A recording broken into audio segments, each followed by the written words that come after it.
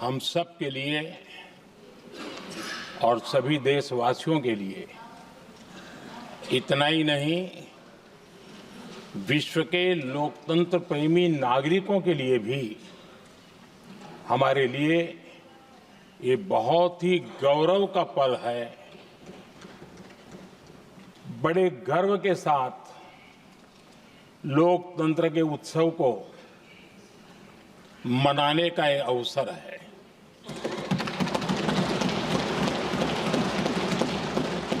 संविधान के 75 वर्ष की यात्रा, यादगार यात्रा और विश्व के सबसे महान और विशाल लोकतंत्र की यात्रा, इसके मूल में हमारे संविधान निर्माताओं की दीर्घदृष्टि, हमारे संविधान निर्माताओं का योगदान और जिसको लेकर के आज हम आगे बढ़ रहे हैं, ये 75 वर्ष पूर्ण होने पर एक उत्सव मनाने का पल है। मेरे लिए खुशी की बात है कि संसद भी इस उत्सव में शामिल होकर के अपनी भावनाओं को प्रकट कर रही है। मैं सभी माननीय सांसदों का आभार व्यक्त करता हूं कि जिन्होंने इस उत्सव के अंदर हिस्सा लिया। मैं उन सबका अभिनंदन करता हूं। आदरणीय अध्यक्ष जी,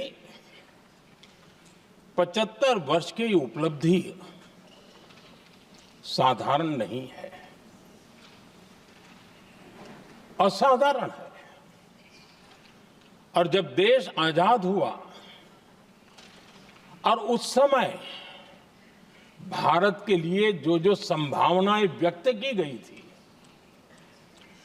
उन सभी संभावनाओं को निरस्त करते हुए, परास्त करते हुए भारत का संविधान हमें यहां तक ले आया है। और इसलिए इस महान उपलब्धि के लिए संविधान निर्माताओं के साथ साथ मैं देश के कोटि कोटि नागरिकों का आदरपूर्वक नमन करता हूं, जिन्होंने इस भावना को, इस नई व्यवस्था को जी करके दिखाया है। संविधान निर्माताओं की जो भावनाएं थी, उसको जीने में पिछले 75 साल भारत का नागरिक हर कसौटी पर खरा उतरा है। और इसलिए भारत का नागरिक सर्वाधिक अभिनंदन का अधिकारी है। आदरणीय सभापति जी, संविधान निर्माता इस बात में बहुत सजग थे। वो ये नहीं मानते थे कि भारत का जन्म 1947 में हुआ है। वो ये नहीं मानते थे कि भारत में लोकतंत्र 1950 से आ रहा है। वे मानते थे यहां की महान परंपरा को, महान संस्कृति को, महान विरासत को, हजारों साल की उस यात्रा को, उसके प्रति वो सजग थे। उनको इस बात का पूरा भान था। आदरणीय सभापति जी, भारत का लोकतंत्र, भारत का गणतांत्रिक अतीत बहुत ही समृद्ध रहा है, विश्व के लिए प्रेरक रहा है। और तभी तो भारत आज मदर ऑफ डेमोक्रेसी के रूप में जाना जाता है। हम सिर्फ विशाल लोकतंत्र है इतना नहीं, हम लोकतंत्र की जननी है। आदरणीय सभापति जी, मैं जब ये कह रहा हूं तो मैं 3 महापुरुषों के कोट इस सदन के सामने प्रस्तुत करना चाहता हूं। राजर्षि पुरुषोत्तम दास टंडन जी, मैं संविधान सभा के अंदर हुई चर्चा का उल्लेख कर रहा हूं। उन्होंने कहा था, सदियों के बाद हमारे देश में एक बार फिर ऐसी बैठक बुलाई गई है, यह हमारे मन में अपने गौरवशाली अतीत की याद दिलाती है, जब हम स्वतंत्र हुआ करते थे, जब सभाएं आयोजित की जाती थी जिसमें विद्वान लोग देश के महत्वपूर्ण मामलों पर चर्चा करने के लिए मिला करते थे। दूसरा कोट मैं पढ़ रहा हूं डॉक्टर राधाकृष्णन जी का। वे भी इस संविधान सभा के सदस्य थे। उन्होंने कहा था, इस महान राष्ट्र के लिए गणतांत्रिक व्यवस्था नई नहीं है। हमारे यहां ये इतिहास के शुरुआत से ही है। और तीसरा कोट मैं बाबा साहब आम्बेडकर का कह रहा हूं। बाबा साहब आम्बेडकर जी ने कहा था, ऐसा नहीं है कि भारत को पता नहीं था कि लोकतंत्र क्या होता है। एक समय था जब भारत में कई गणतंत्र हुआ करते थे। आदरणीय सभापति जी, हमारे संविधान के निर्माण की प्रक्रिया में हमारी देश की नारी शक्ति ने संविधान को सशक्त करने में बहुत बड़ी भूमिका निभाई थी। संविधान सभा में 15 माननीय महिला सदस्य थी और सक्रिय सदस्य थी। मौलिक चिंतन के आधार पर उन्होंने संविधान सभा की डिबेट को समृद्ध किया था।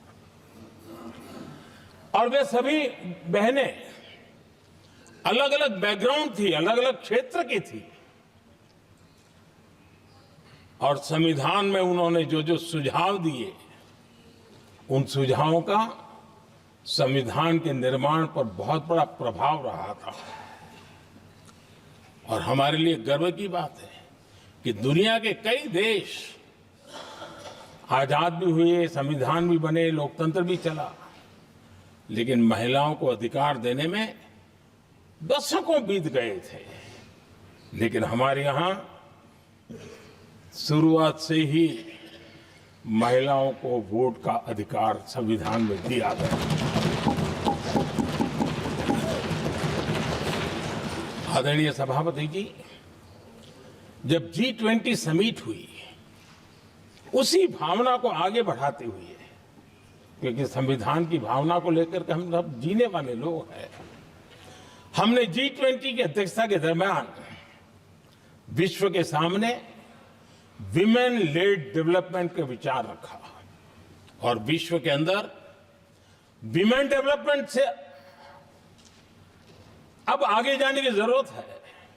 और इसलिए हमने विमेन लेड डेवलपमेंट की चर्चा को अंजाम दिया। इतना ही नहीं, हम सभी सांसदों ने मिलकर के एक स्वर से नारी शक्ति बंधन अधिनियम पारित करके हमारी महिला शक्ति को भारतीय लोकतंत्र में उनकी भागीदारी सुनिश्चित करने के लिए हम लोगों ने कदम उठाए। आदरणीय सभापति जी, आज हम देख रहे हैं हर बड़ी योजना के सेंटर में महिलाएं होती है। और ये जब संविधान के हम 75 वर्ष मना रहे हैं, ये संयोग है और अच्छा संयोग है कि भारत के राष्ट्रपति के पद पर एक आदिवासी महिला। ये हमारे संविधान की भावना की एक अभिव्यक्ति भी है।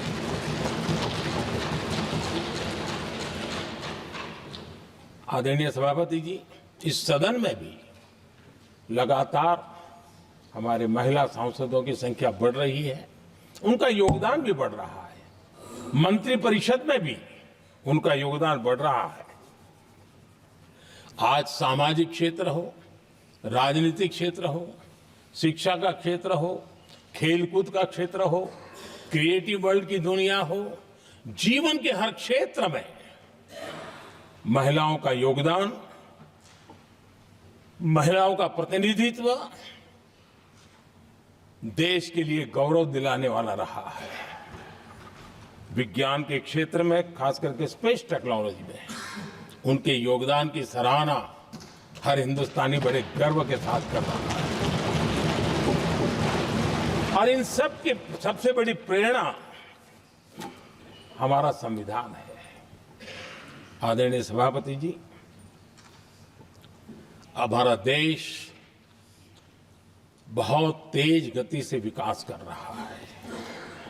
भारत बहुत ही जल्द विश्व की तीसरी बड़ी आर्थिक शक्ति बनने की दिशा में बहुत मजबूत कदम रख रहा है। और इतना ही नहीं, ये 140 करोड़ देशवासियों का संकल्प है कि जब हम आजादी की शताब्दी मनाएंगे, हम इस देश को विकसित भारत बना करके रहेंगे। ये हर भारतीय का संकल्प है, ये हर भारतीय का सपना है। लेकिन इस संकल्प से सिद्धि के लिए सबसे बड़ी आवश्यकता है, वो है भारत की एकता। हमारा संविधान भी भारत की एकता का आधार है। हमारे संविधान के निर्माण काल में इस देश के बड़े बड़े दिग्गज थे, स्वतंत्रता सेनानी थे, साहित्यकार थे, विवेचक थे, सामाजिक कार्यकर्ता थे, शिक्षाविद थे,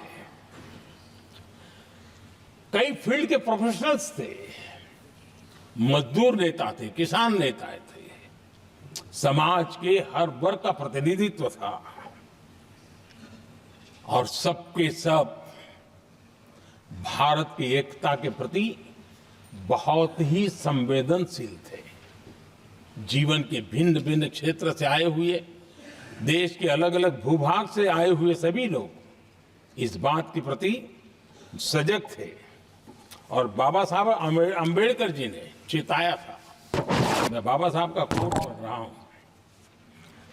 बाबा साहब अंबेडकर ने कहा था, समस्या ये है कि देश में जो विविधता से भरा जनमानस है, उसे किस तरह एक मत किया जाए, कैसे देश के लोगों को एक दूसरे के साथ होकर निर्णय लेने के लिए प्रेरित किया जाए, जिससे कि देश में एकता की भावना स्थापित हो।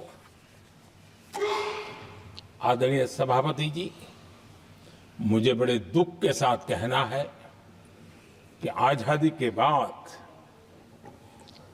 एक तरफ संविधान निर्माताओं के दिल दिमाग में एकता थी, लेकिन आजादी के बाद विकृत मानसिकता के कारण या स्वार्थवश अगर सबसे बड़ा प्रहार हुआ तो देश की एकता के मूल भाव पर प्रहार हुआ।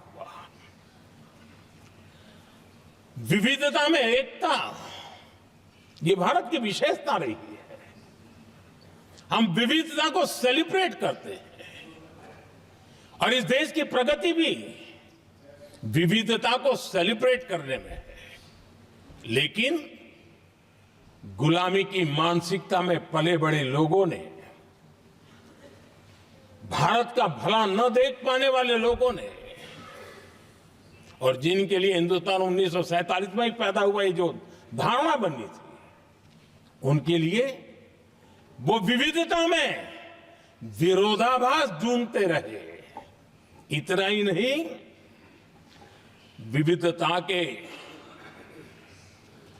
इस अमूल्य खजाना है हमारा, उसको सेलिब्रेट करने के बजाय उस विविधता में ऐसे जहरीले बीज बोने के प्रयास करते रहे ताकि देश की एकता को चोट पहुंचे। आदरणीय सभापति जी, हमें विविधता का उत्सव हमारे जीवन का अंग बनाना होगा और वही बाबा साहब आंबेडकर को सच्ची श्रद्धांजलि होगी। आदरणीय सभापति जी, मैं संविधान के प्रकाश में ही मेरी बातों को रखना चाहता हूं और इसलिए अगर आप हमारी नीतियों को देखेंगे, पिछले 10 साल देश की जनता ने हमें जो सेवा करने का मौका दिया है,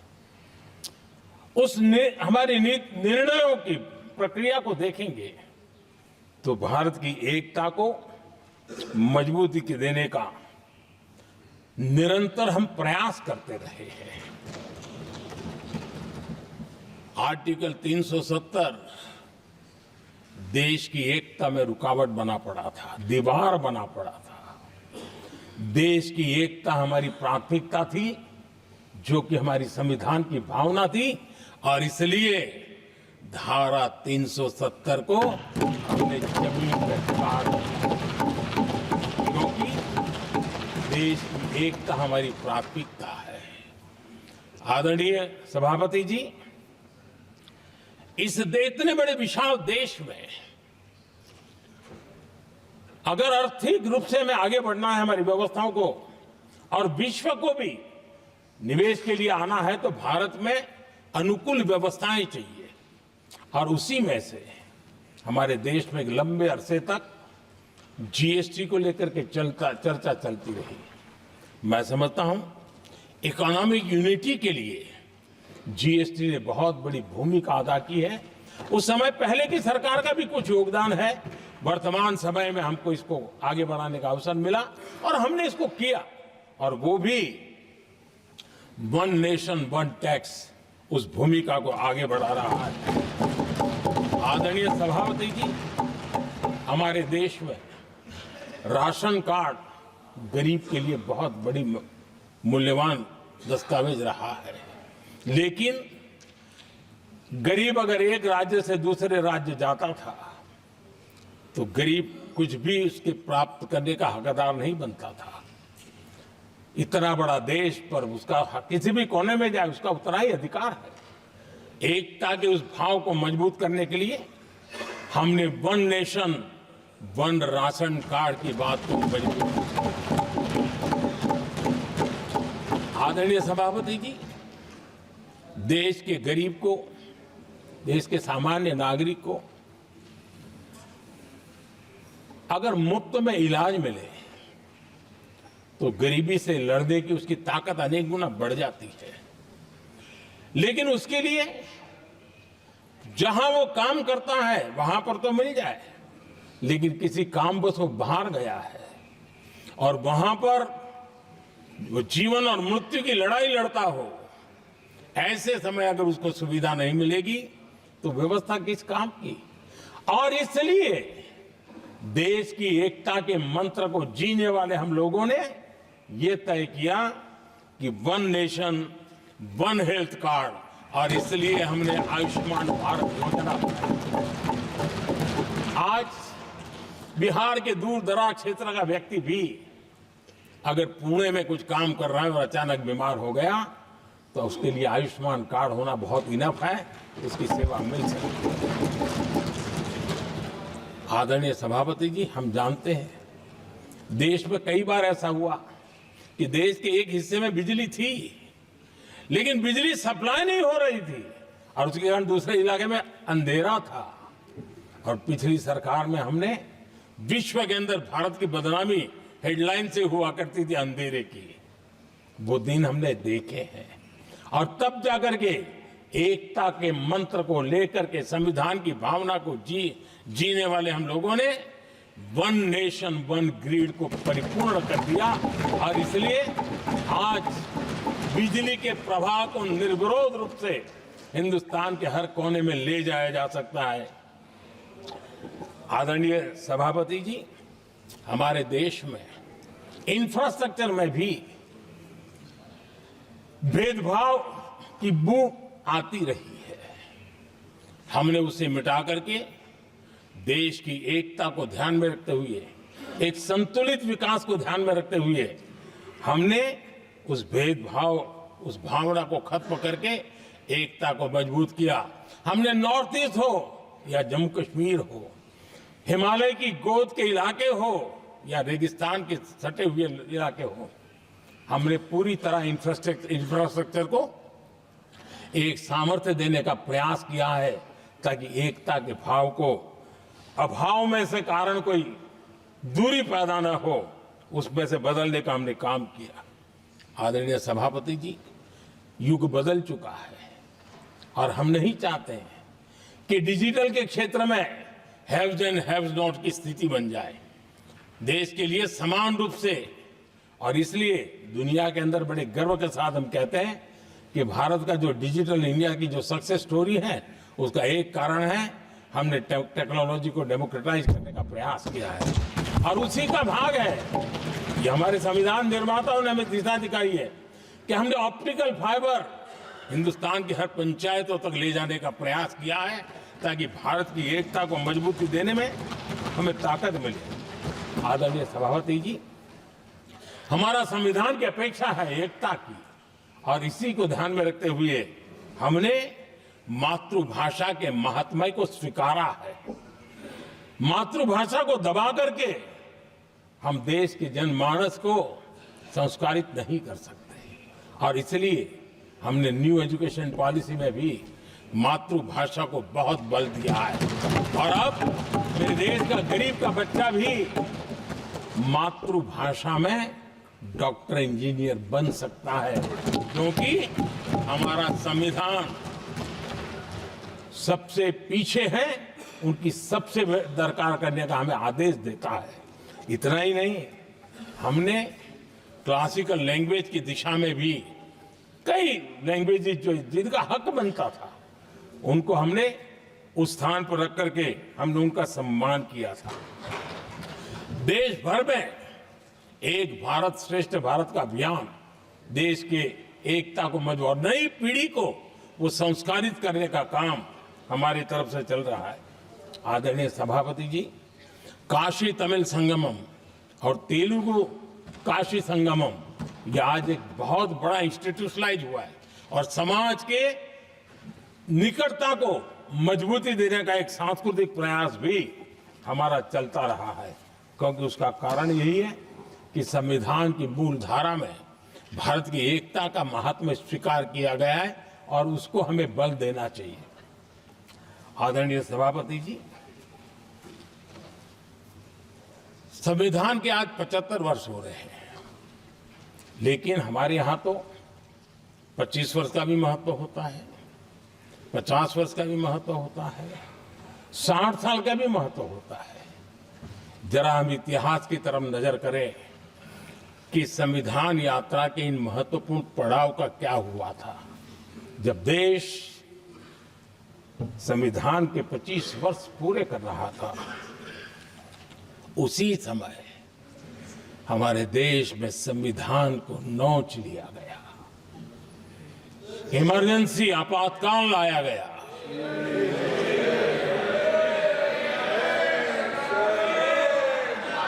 संवैधानिक व्यवस्थाओं को समाप्त कर दिया गया, देश को जेल खाना बना दिया गया, नागरिकों के अधिकारों को लूट लिया गया, प्रेस की स्वतंत्रता को ताले लगा दिए गए और कांग्रेस के माथे पर जो पाप है ना, वो कभी भी धुलने वाला नहीं है, कभी भी धुलने वाला। यह सिर्फ हिंदुस्तान, दुनिया में जब जब लोकतंत्र की चर्चा होगी, कांग्रेस के माथे का ये पाप कभी धुलने वाला नहीं है। क्योंकि लोकतंत्र का गला घोंट दिया गया था। भारत के संविधान निर्माताओं की तपस्या को मिट्टी में मिलाने की कोशिश की गई थी। आदरणीय सभापति जी, जब 50 साल हुए तब क्या भुला दिया गया था? जी नहीं। अटल बिहारी वाजपेयी जी की सरकार थी और 26 नवंबर को 2000 देश भर में संविधान का 50वां वर्ष मनाया गया था। अटल बिहारी वाजपेयी जी ने प्रधानमंत्री के नाते राष्ट्र को एक विशेष संदेश दिया था। एकता, जनभागीदारी, साझेदारी, उसके महत्व पर बल देते हुए उन्होंने संविधान की भावना को जीने का प्रयास किया था। जनता को जगाने का भी प्रयास किया था। और अध्यक्ष जी, जब देश संविधान का 50 वर्ष मना रहा था और जब 50 वर्ष की पूर्णाहुति हुई तो ये मेरा भी सौभाग्य था कि मुझे भी संविधान की प्रक्रिया से मुख्यमंत्री बनने का अवसर मिल गया। और मैं जब मुख्यमंत्री था उसी कार्यकाल में संविधान के 60 साल हुए और तब मैंने तय किया था मुख्यमंत्री के नाते कि हम गुजरात में संविधान के 60 साल मनाएंगे। और इतिहास में पहली बार ऐसा हुआ है जब संविधान के ग्रंथ को हाथी पर बनाई हुई अंबाड़ी में रखा गया उस विशेष व्यवस्था में रखा गया। हाथी पर संविधान की यात्रा निकल, संविधान गौरव यात्रा निकाली गई और राज्य का मुख्यमंत्री उस संविधान के नीचे हाथी के बगल में पैदल चल रहा था और देश को संविधान का महात्मा समझाने का सांकेतिक प्रयास कर रहा था। ये सौभाग्य भी मुझे प्राप्त हुआ था क्योंकि हमारे लिए संविधान का महत्व क्या है।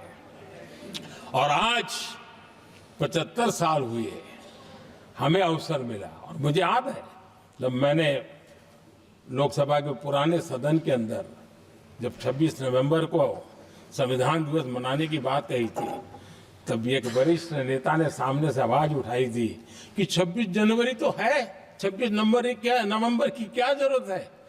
क्या भावना घर कर गई थी। ये बहुत पुरानी बात रही है। इसी सदन में मेरे सामने हुआ था।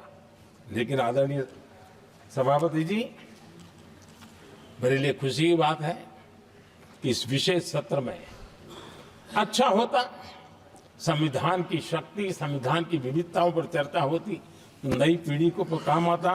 लेकिन हर एक की अपनी अपनी मजबूरियां होती है, हर कोई अपना दुख किसी न किसी रूप में प्रकट करता रहता है। कईयों ने अपनी विफलताओं का दुख प्रकट किया है। अच्छा होता दलगत भावनाओं से उठ करके देश हित में संविधान की चर्चा हुई होती तो समृद्धि मिलती अनेक देश की नई पीढ़ी को। आदरणीय सभापति जी, मैं तो संविधान के प्रति विशेष आदर का भाव व्यक्त करना चाहूंगा कि संविधान की भावना थी कि मेरे जैसे अनेक लोग जो यहां पहुंच नहीं पाते, ये संविधान था जिसके कारण हम पहुंच पाए। क्योंकि हमारा कोई बैकग्राउंड नहीं था, हम यहां तक कैसे आते।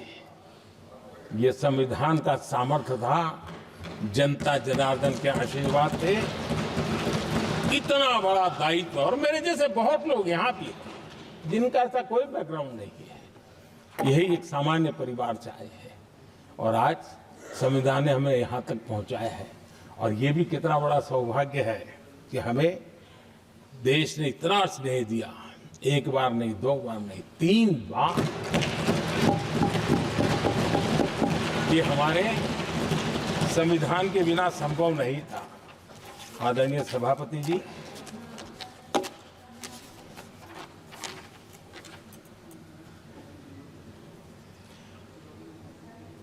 उतार चढ़ाव तो आए, कठिनाइयां भी आई, रुकावटें भी आई, लेकिन मैं फिर एक बार देश की जनता को नमन करता हूं कि देश की जनता पूरी ताकत के साथ संविधान के साथ खड़ी रही।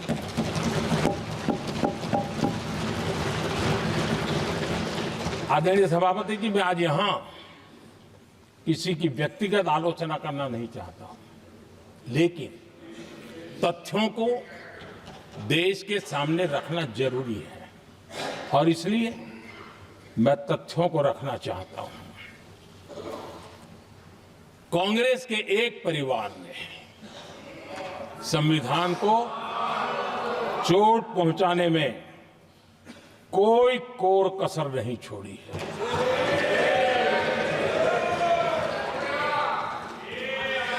और मैं इसलिए एक परिवार का उल्लेख करता हूं कि 75 साल की हमारी यात्रा में 55 साल एक ही परिवार ने राज किया है।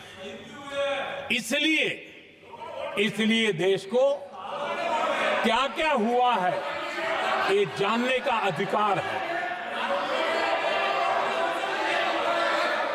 और इस परिवार के कुविचार, कुरीति, कुनीति, इसकी परंपरा निरंतर चल रही है।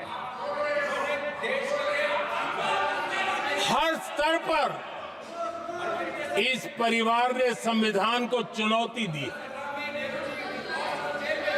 आदरणीय सभापति जी,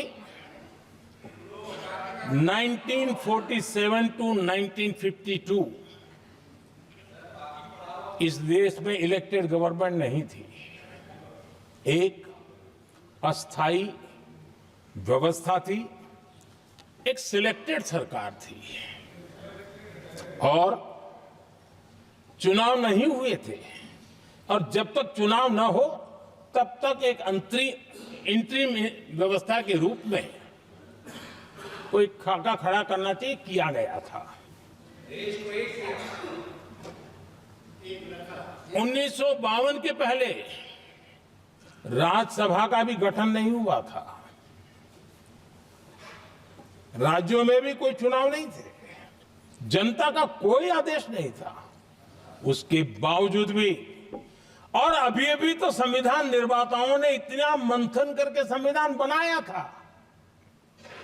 1951 में जबकि चुनी हुई सरकार नहीं थी, उन्होंने ऑर्डिनेंस करके संविधान को बदला और किया क्या? अभिव्यक्ति की आजादी पर हमला कर दिया गया।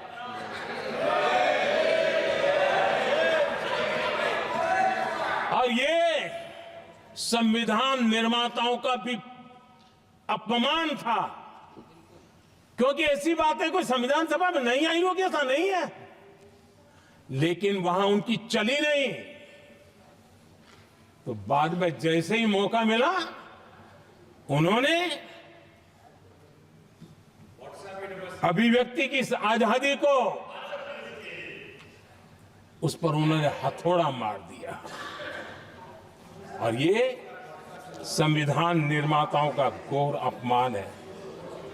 अपने मन की चीजें जो संविधान सभा के अंदर नहीं करवा पाए, उन्होंने पिछले दरवाजे से किया, और वो भी चुनी हुई सरकार के वो प्रधानमंत्री नहीं थे, उन्होंने पाप किया था। इतना ही नहीं, आदरणीय सभापति जी, उसी दौरान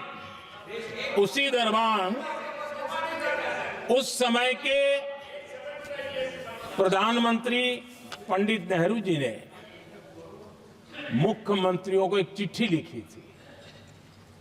उस चिट्ठी में उन्होंने लिखा था, नेहरू जी लिखते हैं, अगर संविधान हमारे, आगे नेहरू जी लिखते हैं,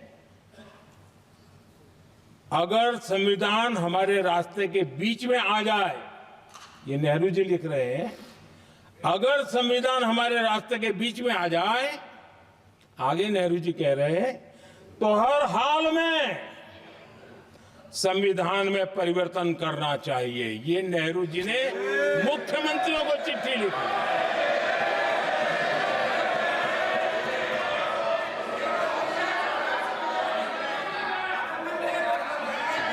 और आदरणीय सभापति जी,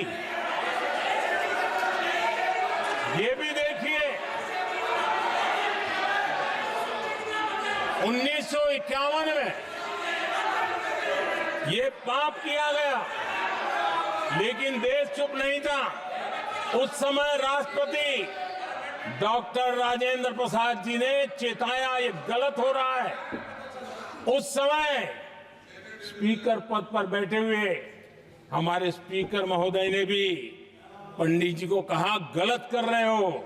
इतना ही नहीं, आचार्य कृपलानी जी, जयप्रकाश नारायण जैसे महान कांग्रेसी लोगों ने भी पंडित नेहरू ने कहा कि ये रोको, लेकिन पंडित जी का अपना संविधान चलता था और इसलिए उन्होंने इतने वरिष्ठ महानुभावों की सलाह मानी नहीं और उसे भी उन्होंने दरकिनार कर दिया।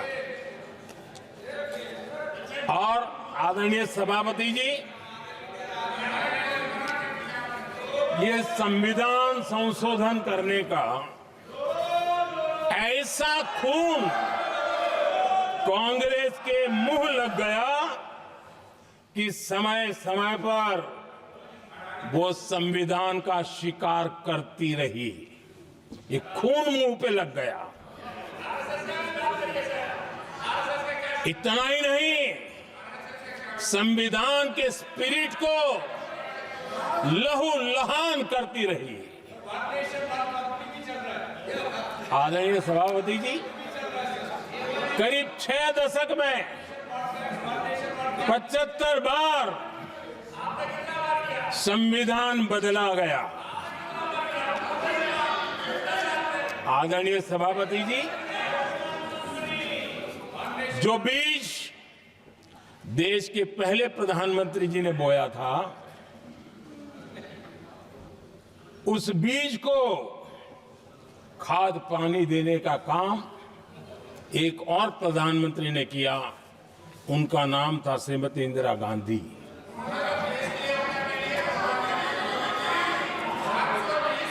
जो पाप पहले प्रधानमंत्री करके गए और जो खून लग गया था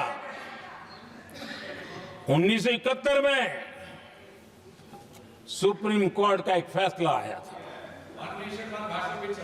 उस सुप्रीम कोर्ट के फैसले को संविधान बदल करके पलट दिया गया और 71 में ये संविधान संशोधन किया गया था। और क्या था, उन्होंने हमारे देश की अदालत के पंख काट दिए थे और यहां पर तो किया था कि संसद संविधान के किसी भी आर्टिकल में जो मर्जी पड़े वो कर सकती है और अदालत उसकी तरफ देख भी नहीं सकती है। अदालत के सारे अधिकारों को छीन लिया गया था। ये पाप 1971 में उस समय की प्रधानमंत्री श्रीमती इंदिरा गांधी ने किया था।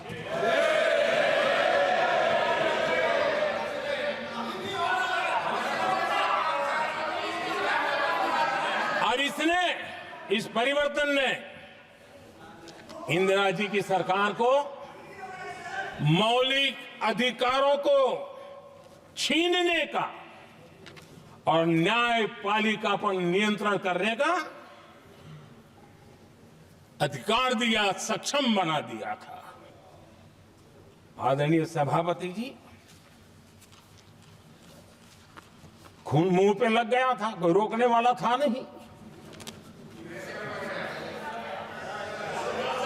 और इसलिए जब इंदिरा जी के चुनाव को गैर रीति के कारण, असंवैधानिक तरीके से चुनाव लड़ने के कारण अदालत ने उनके चुनाव को खारिज कर दिया और उनको एमपी पद छोड़ने की नौबत आई तो उन्होंने गुस्से में आकर के देश पर इमरजेंसी थोप दी, आपातकाल लगा दिया अपनी कुर्सी बचाने के लिए। और उसके बाद इतना ही नहीं, उन्होंने इमरजेंसी तो लगाई, संविधान का दुरुपयोग तो किया ही किया, भारत के लोकतंत्र का गला तो घोंट ही दिया। लेकिन 1975 में 39वां संशोधन किया और उसमें उन्होंने क्या किया, राष्ट्रपति, उपराष्ट्रपति, प्रधानमंत्री, अध्यक्ष, इनके चुनाव के खिलाफ कोई कोर्ट में जा ही नहीं सकता है, ऐसा उन्होंने, और वो भी रिट्रोस्पेक्टिव किया, आगे के लिए नहीं, पीछे का भी, अपने पापों का भी उन्होंने। और आदरणीय सभापति जी, मैं संविधान की बात कर रहा हूं, मैं संविधान के आगे पीछे कुछ नहीं बोल रहा हूं।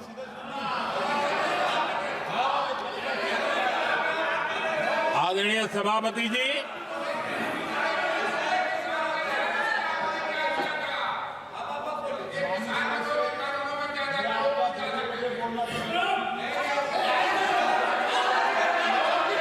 आदरणीय सभापति जी, इमरजेंसी में लोगों के अधिकार छीन लिए गए, देश के हजारों लोगों को जेलों में ठूंस दिया गया, न्यायपालिका का गला घोंट दिया गया, अखबारों की स्वतंत्रता पर ताले लगा दिए गए। इतना ही नहीं, कमिटेड जुडिशरी, इस विचार को उन्होंने पूरी ताकत दी। और इतना ही नहीं, जिस जस्टिस एच.आर. खन्ना ने उनके चुनाव में उनको खिलाफ जो जजमेंट दिया था, वो इतना गुस्सा भरा था कि जब जस्टिस एच.आर. खन्ना, जो सीनियरिटी के आधार पर सुप्रीम कोर्ट के चीफ जस्टिस बनने थे, जिन्होंने संविधान के सम्मान करते हुए उस स्पिरिट से इंदिरा जी को सजा दी थी, उन्होंने मुख्य न्यायाधीश नहीं बनने दिया। ये संविधान और लोकतांत्रिक प्रक्रिया रही।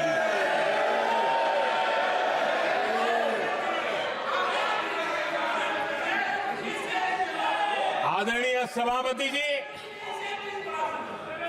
यहां भी ऐसे कई दल बैठे हैं जिनके मुखिया भी सारे जेल में हुआ करते थे। ये इनकी मजबूरी है कि वहां जाके बैठे हैं, उनको भी जेलों में ठूस दिया गया था।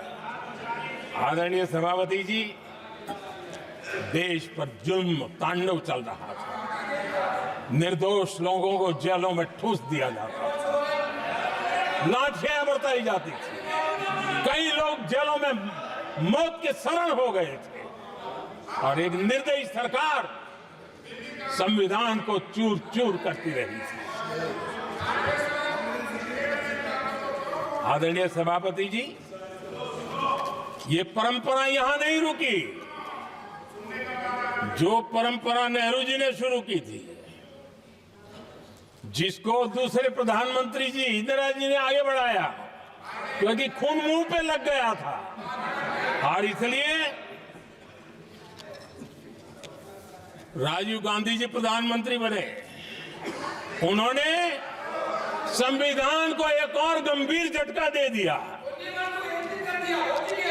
सबको समानता, सबको समानता, सबको न्याय, उस भावना को चोट पहुंचाई। आदरणीय सभापति जी, आपको मालूम है, सुप्रीम कोर्ट ने शाहबानो का जजमेंट दिया था। एक भारत की महिला को न्याय देने का काम संविधान की मर्यादा और स्पिरिट के आधार पर देश की सुप्रीम कोर्ट ने दिया था। एक वृद्ध महिला को उसका हक मिला था सुप्रीम कोर्ट से, लेकिन उस समय के प्रधानमंत्री राजीव गांधी ने शाह मानो कि उस भावना को, सुप्रीम कोर्ट की उस भावना को नकार दिया और उन्होंने वोट बैंक की राजनीति के खातिर संविधान की भावना को बलि चढ़ा दिया और कट्टरपंथियों के सामने सर झुकाने का काम कर दिया। उन्होंने न्याय के लिए तड़प रही एक वृद्ध महिला को साथ देने के बजाय उन्होंने कट्टरपंथियों का साथ दिया। संसद में कानून बना करके सुप्रीम कोर्ट के निर्णय को फिर एक बार पलट दिया गया। आदरणीय सभापति जी, बात वहां से नहीं अटकी है। नेहरू जी ने शुरू किया, इंदिरा जी ने आगे बढ़ाया और राजीव जी ने भी उसको ताकत दी, खाद पानी देने का काम किया। क्यों? संविधान के साथ खिलवाड़ करने का लहू उनके मुंह लग गया। आदरणीय सभापति जी, अगली पीढ़ी भी इसी खिलवाड़ में जुड़ी पड़ी है। एक किताब को मैं कोट कर रहा हूं। उस किताब में जो लिखा गया है और उसमें प्रधानमंत्री उस समय के मेरे पहले जो प्रधानमंत्री थे उनको कोट किया है। उन्होंने कहा है, मुझे यह स्वीकार करना होगा कि पार्टी अध्यक्ष सत्ता का केंद्र है। ये मनमोहन सिंह जी ने कहा है, जो किताब में लिखा गया है।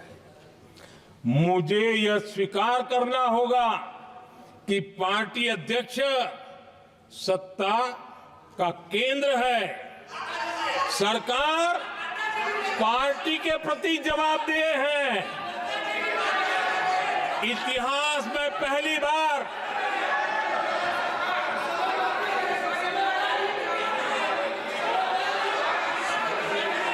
आदरणीय सभापति जी, नहीं, आप सदन इतिहास तरीके से में पहली बार नो, ये तरीका बिल्कुल ठीक नहीं है। सदन के नेता बोल रहे हैं, आपको मर्यादा रखनी चाहिए।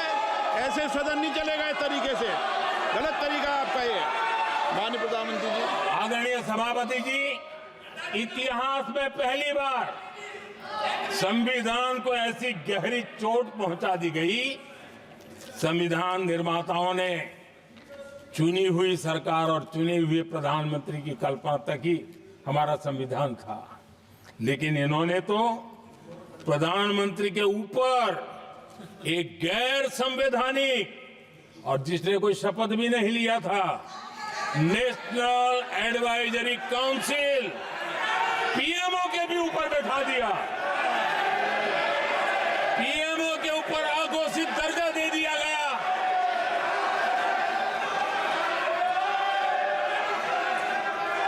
आदरणीय सभापति जी, इतना ही नहीं, और एक पीढ़ी आगे चले और उस पीढ़ी ने क्या किया? भारत के संविधान के तहत देश की जनता जनार्दन सरकार चुनती है और वो सरकार का मुखिया कैबिनेट बनाता है। ये संविधान के तहत है। इस कैबिनेट ने जो निर्णय किया, संविधान का अपमान करने वाले अहंकार से भरे लोगों ने पत्रकारों के सामने कैबिनेट के निर्णय को फाड़ दिया। संविधान को हर मौके पर संविधान के साथ खिलवाड़ करना, संविधान को न मानना, ये जिनकी आदत हो गई थी।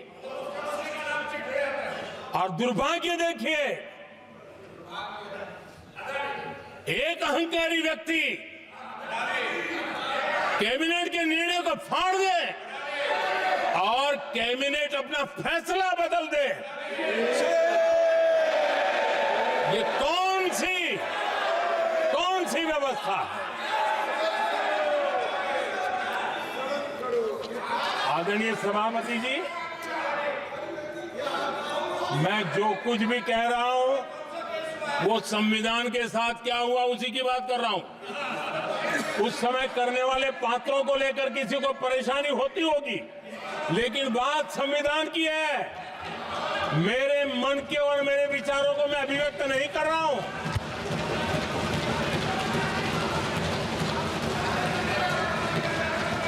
आदरणीय सभापति जी, कांग्रेस ने निरंतर संविधान की अवमानना की, संविधान के महत्व को कम किया। कांग्रेस इसके अनेक उदाहरणों से भरा पड़ा हुआ है। संविधान के साथ धोखेबाजी कैसे करते थे, संवैधानिक संस्थाओं को कैसे नहीं मानते थे, इस देश में बहुत कम लोगों को मालूम होगा। 370 की तो पता है सबको, 35A का पता बहुत कम है। संसद में आए बिना, जबकि संसद में आना पड़ता, संसद को ही अस्वीकार कर दिया गया। भारत के संविधान का अगर कोई पहला पुत्र है तो ये संसद है, उसको भी उन्होंने गला घोंटने का काम किया। 35A जो संसद में लाए बिना उन्होंने देश पर थोप दिया, और अगर 35A न होता तो जम्मू कश्मीर में जो हालत पैदा हुई वो हालत पैदा न हुई होती। राष्ट्रपति के आदेश पर यह काम किया गया और देश की संसद को अंधेरे में रखा गया। आदरणीय सभापति, ये संसद का अधिकार था, कोई अपनी मनमानी से नहीं कर सकता था, लेकिन और उनके पास बहुमत था, कर सकते थे, लेकिन वो नहीं किया क्योंकि पेट में पाप था, देश की जनता से छुपाना चाहते थे। आदरणीय सभापति जी, इतना ही नहीं, बाबा साहब आंबेडकर जिनके प्रति आज सम्मान का भाव सब कोई अनुभव कर रहा है, और हम लोगों के लिए तो बहुत विशेष है, क्योंकि हम लोगों के लिए तो जीवन में बहुत बड़ी जो कुछ भी रास्ते मिले ना वहीं से मिले हैं। आदरणीय सभापति जी, बाबा साहब आंबेडकर, इनके प्रति भी इनके मन में कितनी कटुता भरी थी, कितना द्वेष भरा था, मैं आज उसके डिटेल में जाना नहीं चाहता हूं। लेकिन जब अटल जी की सरकार थी तब बाबा साहब आंबेडकर, उनका जो महापरिनिर्वाण भूमि है वहां पर अलीपुर रोड पर अटल जी की सरकार में बाबा साहब आंबेडकर जी के स्मृति में एक स्मारक बनाना तय हुआ। अटल जी के समय ये नहीं हुआ। दुर्भाग्य देखिए, 10 वर्ष यूपीए की सरकार रही, उसने इस काम को नहीं किया, न होने दिया। बाबा साहब आंबेडकर का जब हमारी सरकार आई, बाबा साहब आंबेडकर के प्रति हमारा श्रद्धा होने के कारण हमने अलीपुर रोड पर बाबा साहब मेमोरियल बनाया और उसका काम किया। आदरणीय सभापति जी, दिल्ली में जब बाबा साहब आंबेडकर के 1992 में, उस समय चंद्रशेखर जी कुछ समय थे, तब एक निर्णय किया गया था, आंबेडकर इंटरनेशनल सेंटर यही जनपद के पास 40 साल तक वो कागज पे ही पड़ा रहा, नहीं किया गया। और तब जाकर के 2015 में हमारी सरकार आई और हमने आकर के इस काम को पूरा किया। बाबा साहब को भारत रत्न देने का काम भी जब कांग्रेस सत्ता से बाहर गई तब संभव हुआ। इतना ही नहीं, आदरणीय सभापति जी, बाबा साहब आम्बेडकर के 125 साल तो हमने पूरी दुनिया में बनाए थे, विश्व के 120 देशों में बनाने का काम किया था। लेकिन जब बाबा साहब आम्बेडकर की शताब्दी थी तब अकेली बीजेपी की सरकार थी मध्य प्रदेश में। सुंदरलाल जी पटवा हमारे मुख्यमंत्री जी थे और महू में जहां बाबा साहब आम्बेडकर जी का जन्म हुआ था उसको एक स्मारक के रूप में पुनर्निर्माण करने का काम सुंदरलाल पटवा जी जब मुख्यमंत्री थे तब मध्य प्रदेश में हुआ था। शताब्दी के समय भी उनके साथ यही किया गया था। आदरणीय सभापति जी,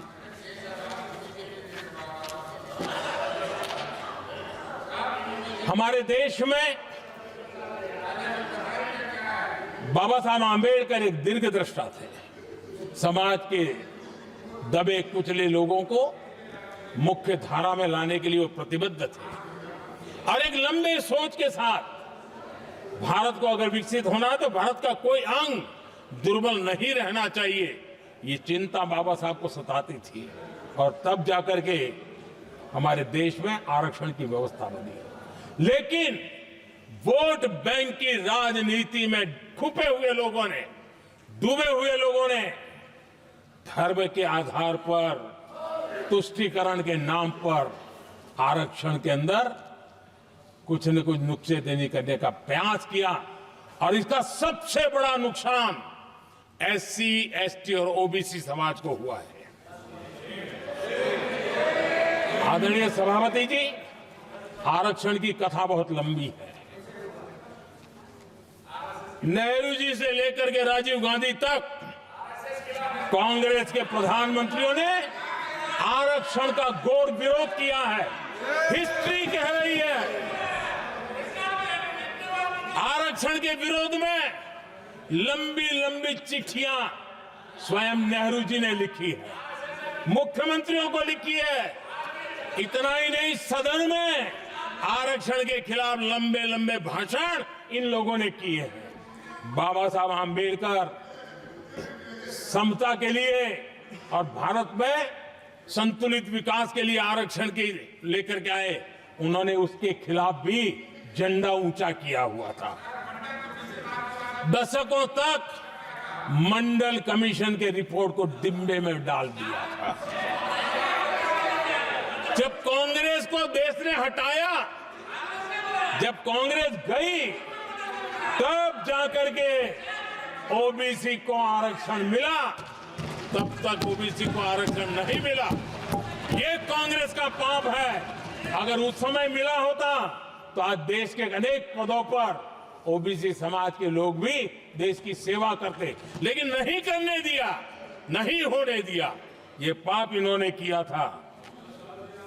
आदरणीय सभापति जी, जब हमारे यहां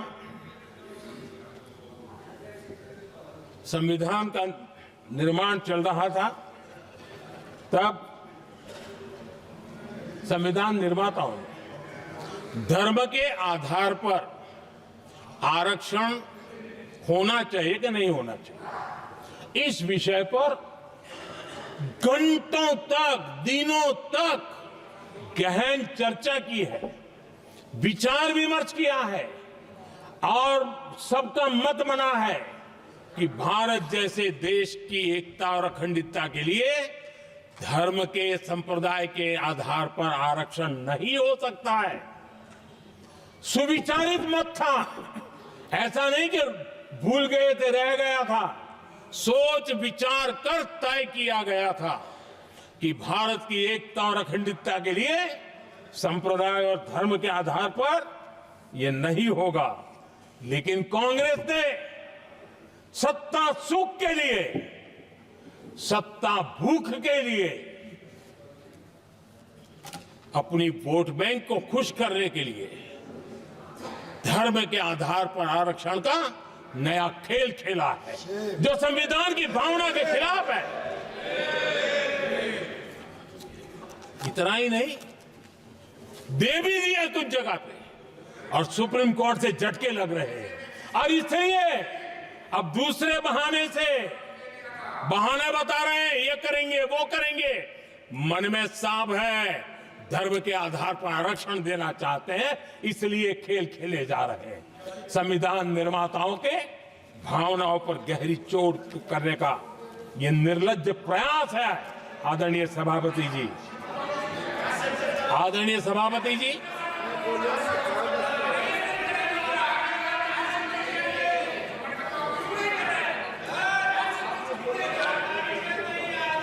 आदरणीय सभापति जी, एक ज्वलंत और विषय, ये तरीका ठीक नहीं। आपके नेता ने बोला, आपने बोला दोबारा बात मत करो। जिसकी भी मैं चर्चा करना चाहता हूं, और वो ज्वलंत विषय समान नागरिक संहिता, uniform civil code.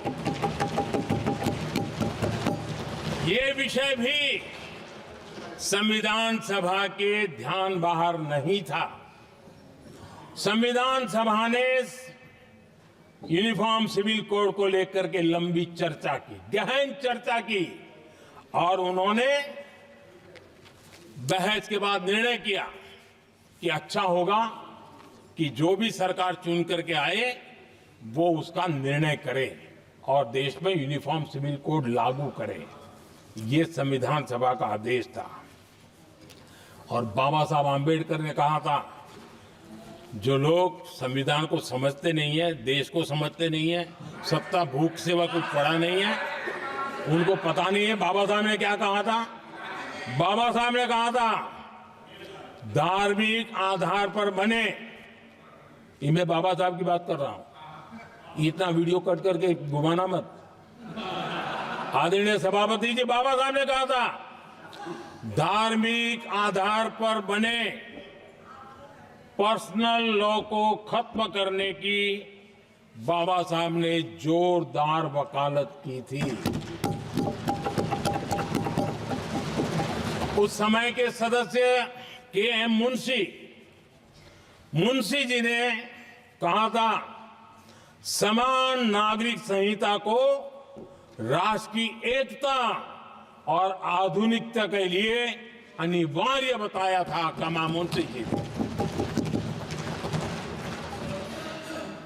Supreme court ने भी कई बार कहा है कि देश में यूनिफॉर्म सिविल कोड जल्द से जल्द लाना चाहिए। सरकारों को आदेश दिए हैं सुप्रीम कोर्ट ने, और उसी संविधान की भावना को ध्यान में रखते हुए, संविधान निर्माताओं की भावनाओं को ध्यान में रखते हुए, हम पूरी ताकत से लगे हुए हैं सेक्युलर सिविल कोड के लिए। और आज कांग्रेस के लोग संविधान निर्माताओं की भावना का भी, सुप्रीम कोर्ट की भावना का भी अनादर कर रहे हैं, क्योंकि उनकी राजनीति को सूट नहीं करता है। उनके लिए संविधान वो पवित्र ग्रंथ नहीं है, उनके लिए एक हथियार है राजनीति का। खेल खेलने का हथियार बना दिया। लोगों को डराने के लिए संविधान को हथियार बनाया जाता है। आदरणीय सभापति जी, और ये कांग्रेस पार्टी, उनको तो संविधान शब्द भी उनके मुंह में शोभा नहीं देता है। इसलिए जो अपनी पार्टी के संविधान को नहीं मानते हैं, जिन्होंने अपनी पार्टी के संविधान को कभी स्वीकार नहीं किया है, क्योंकि संविधान को स्वीकार करने के लिए एक लोकतांत्रिक स्पिरिट लगता है, जो जिनकी रगों में नहीं है। सत्तावाद और परिवारवाद भरा पड़ा है। अब आप देखिए जो कैसी शुरुआती कितनी गड़बड़ हुई है। मैं कांग्रेस की बात कर रहा हूं। 12 कांग्रेस की प्रदेश की कमेटियों ने, 12 प्रदेश कमेटियों ने सरदार पटेल के नाम पर सहमति दी थी। नेहरू जी के साथ एक भी कमेटी नहीं थी, नॉट अ सिंगल। संविधान के तहत सरदार साहब ही देश के प्रधानमंत्री बनते हैं, लेकिन लोकतंत्र में श्रद्धा नहीं, खुद के संविधान पर विश्वास नहीं, खुद के ही संविधान को स्वीकारना नहीं, और सरदार साहब देश के प्रधानमंत्री नहीं बन सके और ये बैठ गए। जो लोग अपनी पार्टी के संविधान को, जो लोग अपनी पार्टी के संविधान को नहीं मानते, वो कैसे देश के संविधान को स्वीकार कर सकते हैं?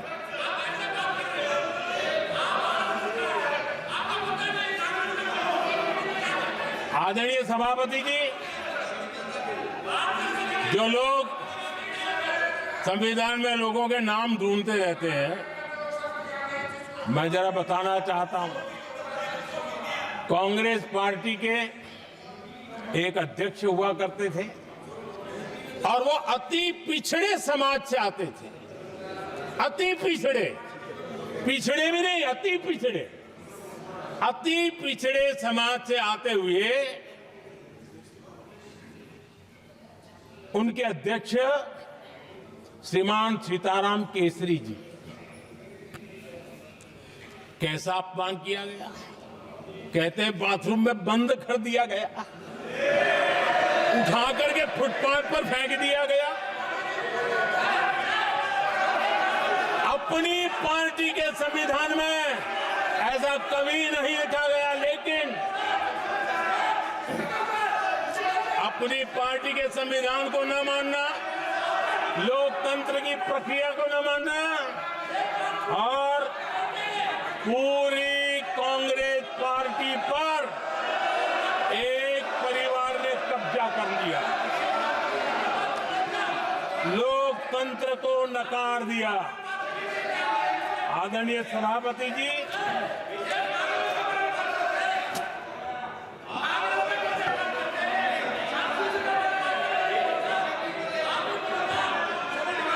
तो आपके सदस्यों ने क्या क्या बोला था, ठीक नहीं है। आप जब सदन के नेता बोल रहे हैं तो सदन की मर्यादा को रखो, आदरणीय अच्छी सभापति परंपरा जी, को बनाओ। संविधान के साथ खिलवाड़ करना, संविधान के स्पिरिट को तहस नहस करना, ये कांग्रेस की रगों में रहा है। हमारे लिए संविधान, उसकी पवित्रता, उसकी शुचिता हमारे लिए सर्वोपरि है। और ये शब्दों में नहीं है, जब जब हमें कसौटी पर कसा गया है, हम तप करके निकले हुए लोग हैं। मैं उदाहरण देना चाहता हूं, 1996 में सबसे बड़े दल के रूप में भारतीय जनता पार्टी जीत करके आई, सबसे बड़ा दल था, और राष्ट्रपति जी ने संविधान की भावना तहत सबसे बड़े दल को प्रधानमंत्री के शपथ के लिए बुलाया, और 13 दिन सरकार चली। अगर हमें संविधान के स्पिरिट के प्रति हमारा भावना न होती, तो हम भी ये बांटो, वो बांटो, ये दे दो, वो दे दो, इसको डिप्टी पीएम बना दो, इसको ढिकना बना दो, हम भी सत्ता सुख भोग सकते थे। लेकिन अटल जी ने सौदेबाजी का रास्ता नहीं चुना, संविधान के सम्मान का रास्ता चुना, और 13 दिन के बाद इस्तीफा देना स्वीकार कर दिया। ये ऊंचाई है हमारी लोकतंत्र के। इतना ही नहीं, 1998 में एनडीए की सरकार थी, सरकार चल रही थी, लेकिन कुछ लोगों को हम नहीं तो कोई नहीं, ये जो एक परिवार का खेल चला है, अटल जी की सरकार को अस्थिर करने के लिए खेल चले गए। वोट हुआ, खरीद फरोख्त तब भी हो सकती थी, बाजार में माल तब भी बिकता था। लेकिन संविधान की भावना के प्रति समर्पित अटल बिहारी वाजपेयी जी की सरकार ने एक वोट से हारना पसंद किया, इस्तीफा दिया, लेकिन असंवैधानिक कोई कृत्य नहीं किया। ये हमारा इतिहास है, ये हमारे संस्कार है, ये हमारी परंपरा है। और दूसरी तरफ अदालत ने भी जिस पर थप्पा मार दिया, कैश फॉर वोट का कांड, एक लघुमती सरकार को बचाने के लिए संसद में नोटों के ढेर साक्ष्य के रूप में रखे गए, असंवैधानिक तरीका। सरकार बचाने के लिए भारत के लोकतंत्र की भावना को बाजार बना दिया गया, वोट खरीदे गए। आदरणीय सभापति जी, 90 के दशक में कई सांसदों को रिश्वत देने का पाप, यह संविधान की भावना थी कि 140 करोड़ वासियों के मन में जो लोकतंत्र पनपा है, उस लोकतंत्र के साथ यह खिलवाड़। कांग्रेस के लिए सत्ता सुख, सत्ता की भूख, यही एकमात्र कांग्रेस का इतिहास है, कांग्रेस का वर्तमान है। आदरणीय सभापति जी, 2014 के बाद एनडीए को सेवा का मौका मिला। संविधान और लोकतंत्र को मजबूती मिली।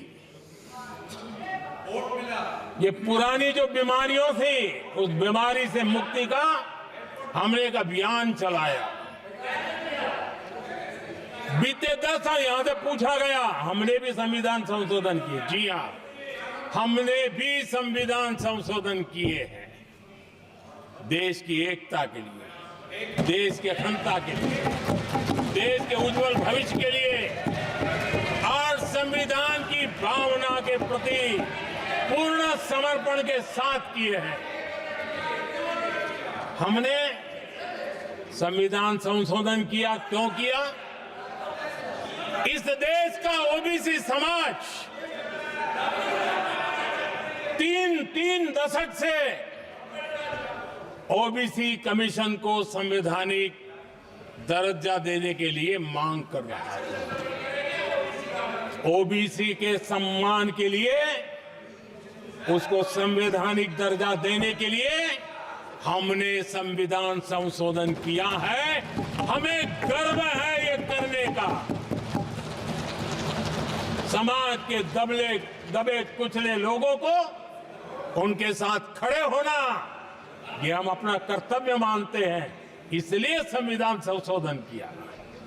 आदरणीय सभापति जी, इस देश में एक बहुत बड़ा वर्ग था, वो किसी भी जाति में क्यों न जन्मा हो, लेकिन गरीबी के कारण अवसरों को वो पा नहीं सकता था, आगे बढ़ नहीं सकता था। और इसलिए उसने असंतोष की ज्वाला भड़क रही थी और सबकी मांग रहती थी, कोई निर्णय नहीं करता था। हमने संविधान संशोधन किया, सामान्य जन के, गरीब परिवार के 10% आरक्षण का किया, और ये पहला आरक्षण का संशोधन था। देश में कोई विरोध का स्वर नहीं उठा, हर किसी ने प्यार से उसको स्वीकार किया। संसद ने भी सहमति के साथ पारित किया, क्योंकि समाज की एकता की उसमें ताकत पड़ी थी, संविधान की भावनाओं का भाव पड़ा था, सबने सहयोग किया था, तब जाकर के हुआ था। आदरणीय सभापति जी, जी हां, हमने भी संविधान में संशोधन किए हैं, लेकिन हमने संविधान में संशोधन किया महिलाओं को शक्ति देने के लिए। संसद और विधानसभा में और संसद का पुराना भवन गवाह है, जब देश महिलाओं को आरक्षण देने के लिए आगे बढ़ रहा था और कानून यानी बिल पेश हो रहा था, तब उन्हीं का एक साथी दल वेल में आता है, कागज छीन लेता है, फाड़ देता है और सदन स्थगित हो जाता है और 40 साल तक विषय लटका रहता है। और वो आज उनके मार्गदर्शक है, जिन्होंने देश की महिलाओं के साथ अन्याय किया, वो उनके मार्गदर्शक है।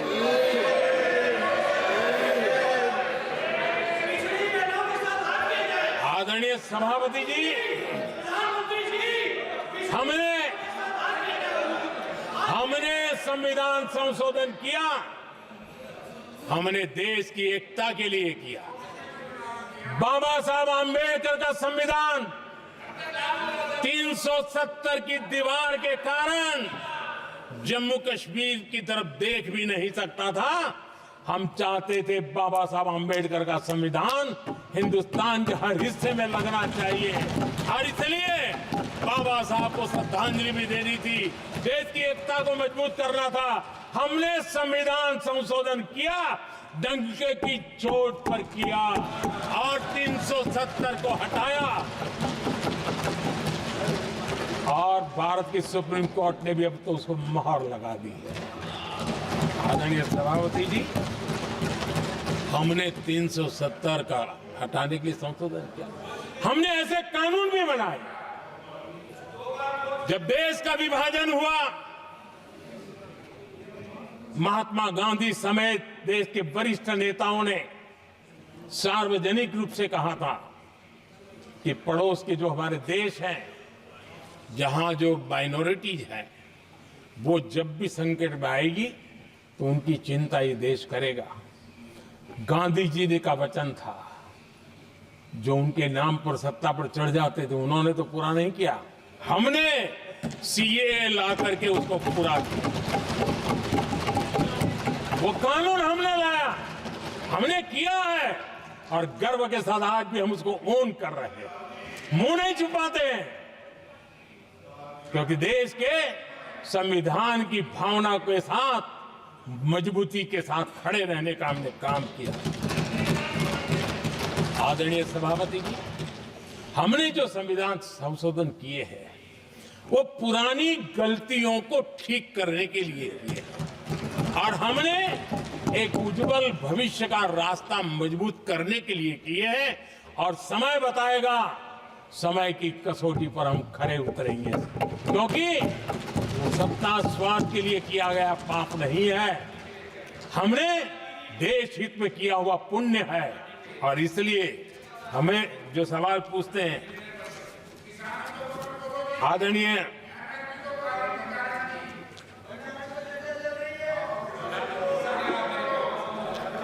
सभापति जी, यहां संविधान पर अनेक भाषण हुए, अनेक विषय उठाए गए, हर एक की अपनी मजबूरियां होगी, राजनीति कुछ न कुछ करने के लिए कुछ करते होंगे, लेकिन आदरणीय सभापति जी, हमारा संविधान सबसे ज्यादा जिस बात को लेकर के संवेदनशील रहा है वो है भारत के लोग, वी द पीपल, भारत के नागरिक। संविधान उनके लिए है, उनके हितों के लिए है, उनके कल्याण के लिए है, उनकी गरिमा के लिए है और इसलिए संविधान भारत के कल्याणकारी राज्य के लिए हमें दिशा निर्देश देता है और कल्याणकारी राज्य का मतलब है जहां नागरिकों को भी गरिमा प्राप्त हो, उनको गरिमामय जीवन की गारंटी मिलनी चाहिए। हमारे कांग्रेस के साथियों को एक शब्द बहुत प्रिय है, मैं आज उस शब्द का उपयोग करना चाहता हूं और उनका सबसे प्रिय शब्द जिसके बिना वो जी नहीं सकते, वो शब्द है जुमला। कांग्रेस के हमारे साथी उनको दिन रात जुमला, लेकिन इस देश को पता है हिंदुस्तान में अगर सबसे बड़ा जुमला कोई था और वो 4 पीढ़ी ने चलाया, वो जुमला था गरीबी हटाओ। ये ऐसा जुमला था, ये गरीबी हटाओ ऐसा जुमला था, उनकी राजनीति की रोटी तो सिकती थी लेकिन गरीब का हाल ठीक नहीं होता था। आदरणीय सभापति जी, जरा कोई मुझे कहे आजादी के इतने सालों के बाद क्या एक डिग्निटी के साथ जीने वाले परिवार को क्या उसे टॉयलेट भी उपलब्ध नहीं होना चाहिए? क्या आपको ये काम करने की फुर्सत नहीं मिली? आज देश में टॉयलेट बनाने के अभियान को, जो गरीबों के लिए एक सपना था, उसकी डिग्निटी के लिए हमने इस काम को हाथ में लिया और हमने जी जान से उसे जुटे रहे। उसका मजाक उड़ाया गया, मुझे मालूम है, लेकिन उसके बाद भी सामान्य नागरिक के जीवन का गरिमा, ये हमारे दिल और दिमाग में होने के कारण हम डिगे नहीं, हम अड़े रहे, हम आगे बढ़ते चले गए और तब जाकर के ये सपना साकार हुआ। माताएं बहनें खुले में सोच जा रही थी, या तो सूर्योदय के पहले या सूर्योदय के बाद, और आपको कभी पीड़ा नहीं हुई। और उसका कारण यह था कि आपने गरीबों को और गरीबी को टीवी में देखा है, अखबार की सुर्खियों में देखा है, आपको गरीब की जिंदगी का पता नहीं, वरना आप इसके साथ ऐसा जुल्म नहीं करते। आदरणीय सभापति जी, इस देश की 80% जनता पीने के शुद्ध पानी के लिए तरसती रही। क्या मेरा संविधान हमें रोकता था? क्या संविधान तो ये चाहता था कि सामान्य मानवीय की सुविधाओं को ध्यान दिया जाए। आदरणीय सभापति जी, ये काम भी हमने बड़े समर्पण भाव से आगे बढ़ाया है। आदरणीय सभापति जी, इस देश की करोड़ों माताएं चूल्हे में खाना पकाना और धुएं से आंखें लाल, कहते हैं कि सैकड़ों सिगरेट का धुआं खाना पकाते हैं तब धुआं शरीर में जाता है। उन माताओं बहनों की आंखें लाल होती थी, इतना नहीं, उनका शरीर स्वास्थ्य खत्म हो जाता था। उनको धुएं से मुक्ति का काम, और 2013 तक क्या चर्चा चलती थी, 9 सिलेंडर देंगे कि 6 सिलेंडर देंगे। इस देश ने देखते ही देखते हर घर तक गैस का सिलेंडर पहुंचा दिया, क्योंकि हमारे लिए हर नागरिक 70 साल के बाद जो बेसिक सुविधाएं हैं उसकी तरफ।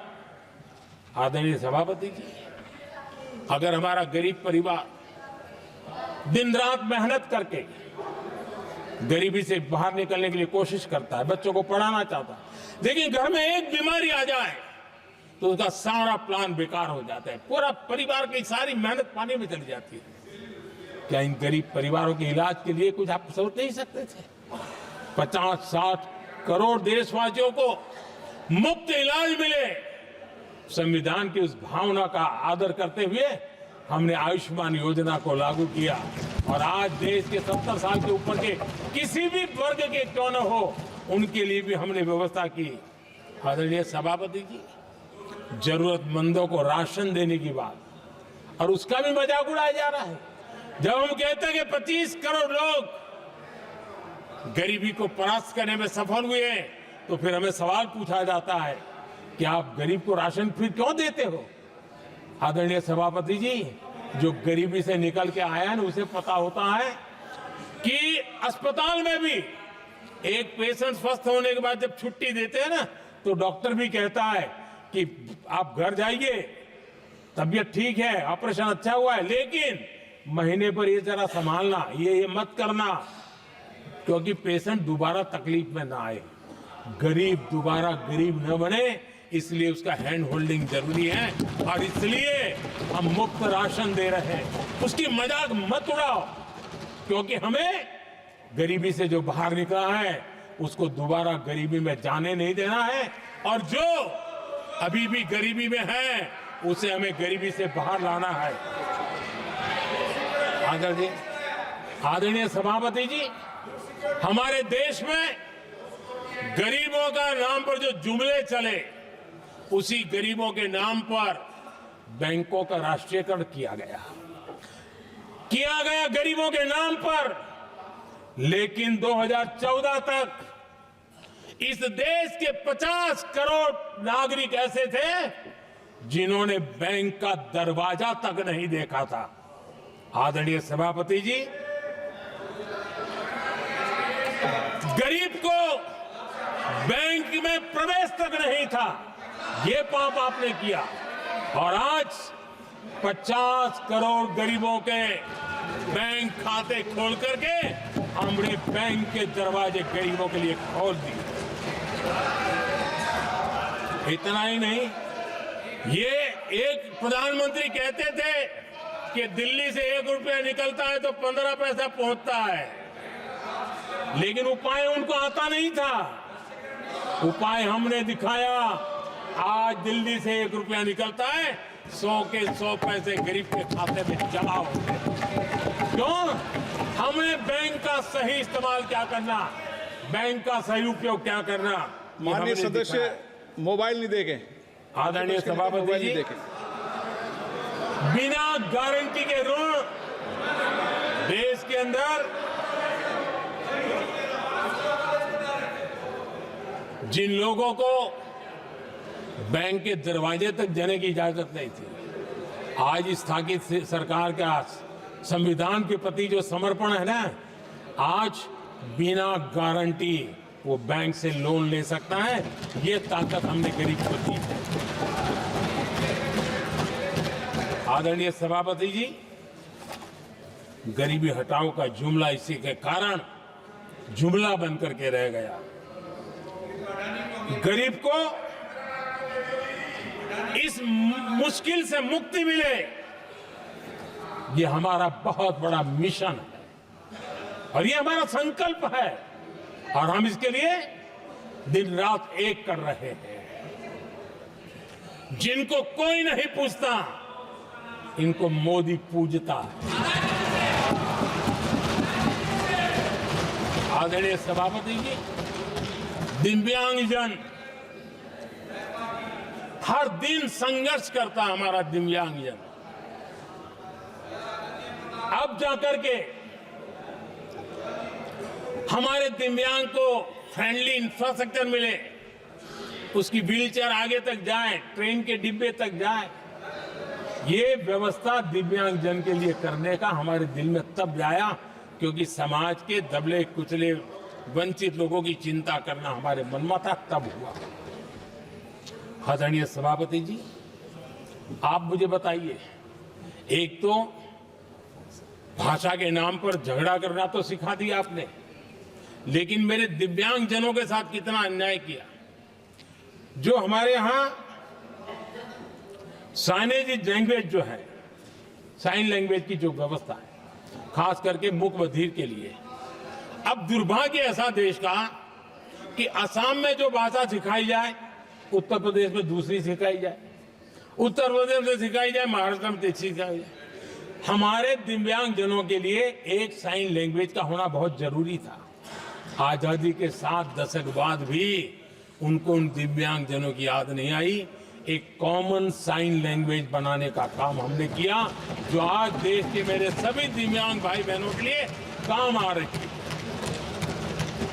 आदरणीय सभापति जी, गुमंतु और अर्ध गुमंतु जन समूह समाज का इसके ऊपर पूछने वाला नहीं था। उनके कल्याण के लिए वेलफेयर बोर्ड बनाने का काम हमने किया, क्योंकि संविधान की प्राथमिकता है लोग, हमें उसको दर्जा देने का काम किया है। आदरणीय सभापति जी, हर कोई रेहड़ी पटरी के लोगों से जानता है। हर मोहल्ले में, हर इलाके में, हर फ्लैट में, हर सोसाइटी में सुबह होते ही वो रेहड़ी पटरी वाला आकर के मेहनत करके और लोगों का जीवन चलाने में मदद करता है। उसको बेचारे को 12-12 घंटे काम करे, रेहड़ी भी किसी से किराए पर ले ले, किसी से ब्याज से पैसा ले, किसी से सामान खरीदे, शाम को ब्याज खाओ पैसा ले जाए, बड़ा मुश्किल से अपने बच्चों के लिए ब्रेड का टुकड़ा ले जा सके। ये हालत थी। ये हमारी सरकार ने है रेहड़ी पटरी वालों के लिए स्वनिधि योजना बना करके बैंक से उनको बिना गारंटी लोन देने का शुरू किया, और आज उसके कारण, वो स्वनिधि योजना के कारण वो तीसरे राउंड तक पहुंचा है और अधिकतम लोन बैंक से उसको सामने से मिल रही है। उसकी प्रतिष्ठा का और उसका विस्तार हो रहा है, विकास भी हो रहा है। आदरणीय सभापति जी, इस देश में हम में से कोई ऐसा नहीं होगा जिसको विश्वकर्मा की जरूरत न पड़ती हो। समाज की व्यवस्था की एक बहुत बड़ी व्यवस्था बनी थी, सदियों से चली आ रही थी, लेकिन वो विश्वकर्मा साथियों के लिए कभी पूछा नहीं गया। हमने विश्वकर्मा के कल्याण के लिए योजना बनाई, बैंक से लोन लेने की व्यवस्था की, उनको नई ट्रेनिंग देने की व्यवस्था की, उनको आधुनिक टूल देने की व्यवस्था की, नई डिजाइन से काम बनाने की चिंता की, और उसको हमने मजबूत बनाने का काम किया। आदरणीय सभापति जी, ट्रांसजेंडर, जिसको परिवार ने धुतकार दिया, जिसको समाज ने धुतकार दिया, जिसकी कोई चिंता करने वाला नहीं था, ये हमारी सरकार है कि इसको भी भारत के संविधान ने हक दिए हैं। उस ट्रांसजेंडर के अधिकारों के लिए कानून और व्यवस्थाएं बनाने का काम हमने किया। उनको गरिमापूर्ण जीवन मिले, उनके अधिकारों की सुरक्षा के लिए हमने काम किया। आदरणीय सभापति जी, हमारे आदिवासी समाज इतनी सारी बातें करते, मुझे तो याद है मैं जब गुजरात का मुख्यमंत्री बना तो हमारे यहाँ उमरगांव से अंबाजी तक एक पूरा बेल्ट, गुजरात का पूर्वी हिस्सा पूरा आदिवासी बेल्ट, और एक कांग्रेस के मुख्यमंत्री आदिवासी रह चुके थे। इतने सालों के बाद भी उस पूरे इलाके में एक भी साइंस स्ट्रीम की स्कूल नहीं थी। मेरे आने से पहले एक भी साइंस स्ट्रीम की स्कूल नहीं थी। अगर साइंस स्ट्रीम की स्कूल नहीं है तो कितनी आरक्षण की बातें करो, वो बेचारा इंजीनियर और डॉक्टर कैसे बन सकता है। ये मैंने उस इलाके में काम किया और वहाँ साइंस स्ट्रीम की स्कूलें, अब तो वहाँ यूनिवर्सिटीज बन गई है। लेकिन यानी राजनीति की चर्चा करना, संविधान के अनुरूप काम न करना, ये जिनकी सत्ता भूख है ना, उसका हमने आदिवासी समाज में भी जो अति पिछड़े लोग हैं, और मैं राष्ट्रपति जी का आभार व्यक्त करता हूं, उन्होंने मेरा काफी मार्गदर्शन किया। राष्ट्रपति महोदय ने मेरा मार्गदर्शन किया और उसमें से पीएम जनमन योजना बनी। हमारे देश में बिखरे बिखरे आदिवासी समाज के छोटे छोटे समूह हैं जो आज भी उनको कोई सुविधा प्राप्त नहीं हुई थी। हमने ढूंढ ढूंढ करके, संख्या बहुत कम है, वोट की राजनीति में उनकी तरफ देखने वाला कोई नहीं था, लेकिन मोदी है जो आखिर को भी पूछता है। और इसलिए हमने उनके लिए पीएम जनमन योजना के द्वारा उनके विकास की। आदरणीय सभापति जी, जैसे समाजों में उनके विकास संतुलित होना चाहिए, पिछड़े से पिछड़ा व्यक्ति को भी संविधान अवसर देता है, जिम्मेवारी भी सरकार को देता है, उसी प्रकार से कोई भी विभाग भी, कोई हमारा ज्योग्राफिकल इलाका भी, वो पीछे नहीं रहना चाहिए। और हमारे देश में किया क्या, 60 साल के दरमियान 100 डिस्ट्रिक्ट आइडेंटिफाई करके कह दिया कि ये तो बैकवर्ड डिस्ट्रिक्ट है। और बैकवर्ड डिस्ट्रिक्ट का ऐसा लेवल लग गया कि किसी की ट्रांसफर होती थी तो वो कहता था पनिशमेंट पोस्टिंग, तो कोई जिम्मेवार अफसर जाता ही नहीं था। और उनकी तरह हमने पूरी स्थिति को बदल दिया। हमने एस्पिरेशनल डिस्ट्रिक्ट का एक कल्पना रखी और 40 पैरामीटर पर ऑनलाइन रेगुलर मॉनिटरिंग करते रहे, और आज एस्पिरेशनल डिस्ट्रिक्ट उस राज्य के अच्छे जिलों की बराबरी करने लग गए और कुछ तो नेशनल एवरेज की बराबरी करने लगे। भूभाग भी पीछे न रहे, कोई जिला अब इसको आगे ले गए करके हमने 500 ब्लॉक को एस्पिरेशनल ब्लॉक बना करके उनके डेवलप पर स्पेशल फोकस करने की दिशा में हम काम कर रहे हैं। आदरणीय सभापति जी, मैं हैरान हूं जो लोग बड़ी बड़ी कथाएं सुनाते हैं, क्या इस देश में आदिवासी समाज 1947 के बाद आया क्या? कि राम और कृष्ण थे तब आदिवासी समाज भाग नहीं था? जो आदिवासी समाज को आदि पुरुष वीर पुरुष हम कहते हैं, लेकिन आजादी के कई दशकों के बाद भी इतना बड़ा आदिवासी समूह, उनके लिए अलग मंत्रालय नहीं बनाया गया। पहली बार अटल बिहारी वाजपेयी की सरकार आई और उन्होंने अलग आदिवासी मंत्रालय बनाया, अलग आदिवासी विकास और विस्तार के लिए बजट दिया। आदरणीय सभापति जी, हमारे माछीमार समाज, मछुआरा समाज क्या अभी अभी आया है क्या? क्या उनकी नजर नहीं की आपकी? इन मछुआरा समाज के कल्याण के लिए पहली बार हमारी सरकार ने आकर के अलग मंत्रालय बनाया फिशरीज का। उनके कल्याण के लिए अलग से हमने बजट दिया, समाज के इस तबके की चिंता की। आदरणीय सभापति जी, मेरे देश का छोटा किसान, उसके जीवन में सहकारिता एक मुख्य अंग है।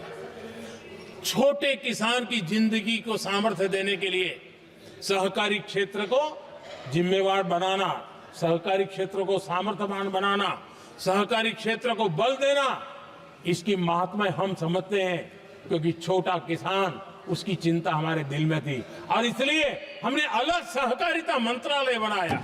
हमारी सोचने का तरीका क्या है? हमारे देश में नौजवान है, पूरा विश्व आज वर्कफोर्स के लिए तरस रहा है। देश में डेमोग्राफिक डिवीजन लेना है तो हमारे इस वर्कफोर्स को स्किल बनाना चाहिए। हमने अलग स्किल मंत्रालय बनाया ताकि दुनिया की आवश्यकता के अनुसार मेरा देश का नौजवान तैयार हो और विश्व के साथ वो अपने आगे बढ़े। आदरणीय सभापति जी, हमारा नॉर्थ ईस्ट इसलिए कि वहां वोट कम है, सीटें कम है, इसकी कोई परवाह नहीं है। ये अटल जी की सरकार थी जिसने पहली बार नॉर्थ ईस्ट के कल्याण के लिए डोनियर मंत्रालय की व्यवस्था की और आज उसका परिणाम है कि नॉर्थ ईस्ट के विकास की नई चीजों को हम प्राप्त कर पाए। इसी के कारण रेल, रोड, पोर्ट, एयरपोर्ट ये बनने की दिशा में आगे बढ़ रहे हैं। आदरणीय सभापति जी, आज भी दुनिया के देशों में लैंड रिकॉर्ड के लेकर के समृद्ध देशों को भी कई संकट।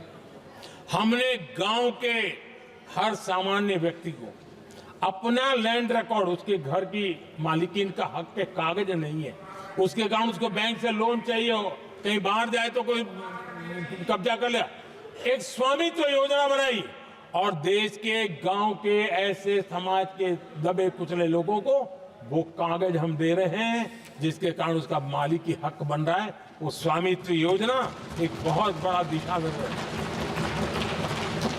आदरणीय सभापति जी, इन सारे कामों के कारण पिछले 10 वर्ष में हमने जो प्रयास किया, हमने जिस प्रकार से गरीब को मजबूती देने का काम किया है, हमने जिस प्रकार से गरीब के अंदर एक नया आत्मविश्वास पैदा किया है और एक सही दिशा में चलने का परिणाम है कि आज इतने कम समय में मेरे देश के 25 करोड़ मेरे गरीब साथी गरीबी को परास्त करने में सफल हुए और हमें इस बात का गर्व है।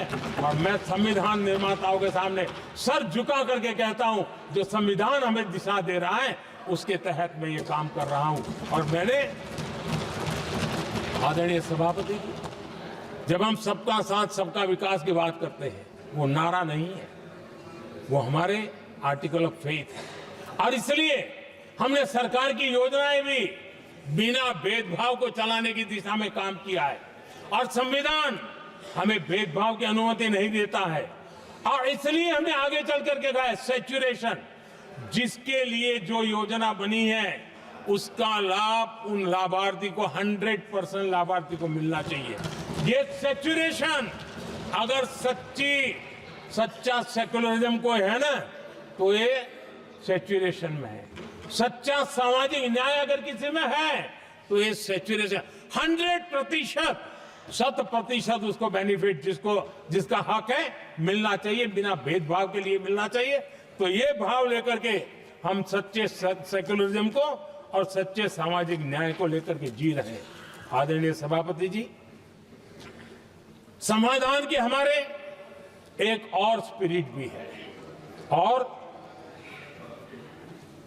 हमारे देश को दिशा देने का माध्यम, देश को का चालक बल के रूप में राजनीति केंद्र में रहती है।